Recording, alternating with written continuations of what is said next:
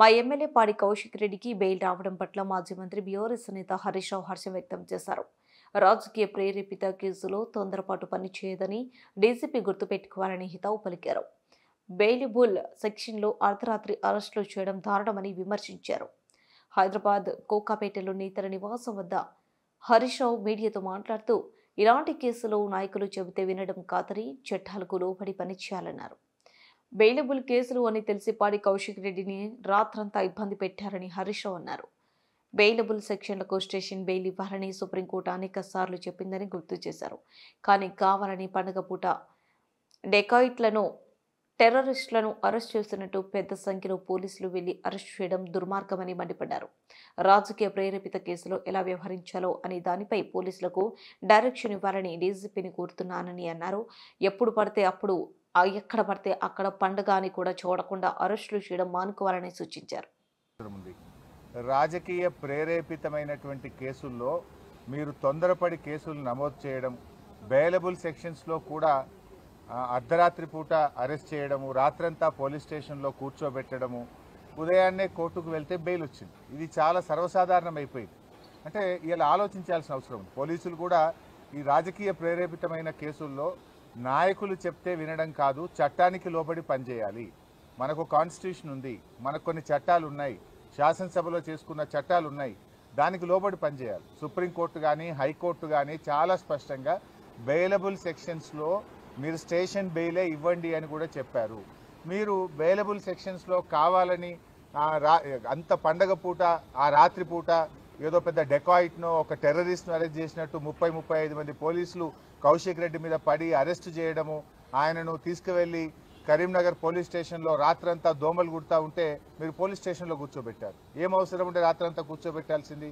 పండుగ తెల్లారి మీరు అంత కావాలంటే అరెస్ట్ చేయడానికి ఏమైనా ఇబ్బంది ఉన్నదా? ఏమైనా అడ్డంకులు ఉన్నాయా? ఆయన ఏమైనా పారిపోతాడా? ఆయన ఒక గౌరవ ప్రజాప్రతినిధి కదా.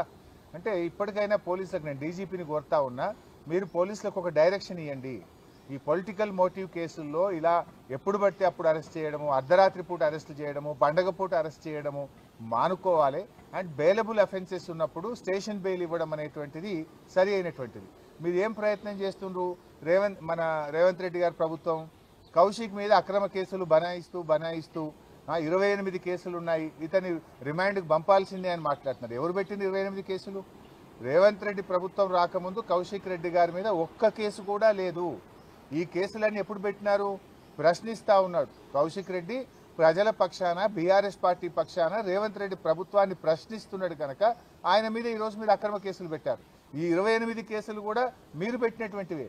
నిన్న కూడా కరీంనగర్ కలెక్టర్ గారి ఆహ్వానం మేరకు ఆయన మీటింగ్కి వెళ్ళాడు. ఆయన ఏమి పిలువని పేరంటానికి పోలేదు, ఆయన మీటింగ్కి ఆహ్వానితుడు. ఆ మీటింగ్లో ఒక సభ్యుడిగా నువ్వు ఏ పార్టీ తరఫున మాట్లాడుతున్నావు అని అడిగాడు. ఇందులో తప్పేముందండి? ఒక కౌశిక్ రెడ్డే కాదు కదా, ఈ రాష్ట్ర ప్రజలందరూ కూడా అడుగుతూనే ఉంటారు. ఈ 10 మంది శాసనసభ్యులు పార్టీ మారిన ప్రతి ఒక్కరిని అడుగుతూనే ఉంటారు.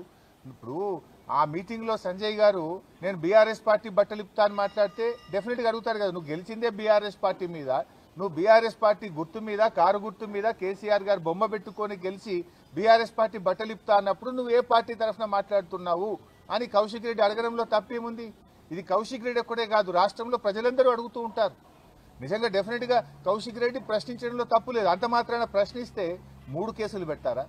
ఒక సంఘటన మీద, ఒక ఇష్యూ మీద 3 డిఫరెంట్ ఫిర్యాదులు ఇచ్చి 3 కేసులు నమోదు చేయడంలోనే మీ ఆతృత కనబడతా ఉంది, మీ యొక్క కక్ష సాధింపు చర్యలు కనబడతా ఉన్నాయి.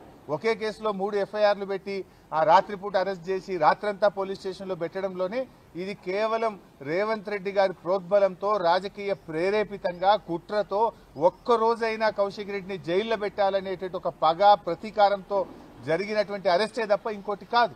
ఇవాళ న్యాయస్థానాల మీద మాకు నమ్మకం ఉంది. న్యాయస్థానం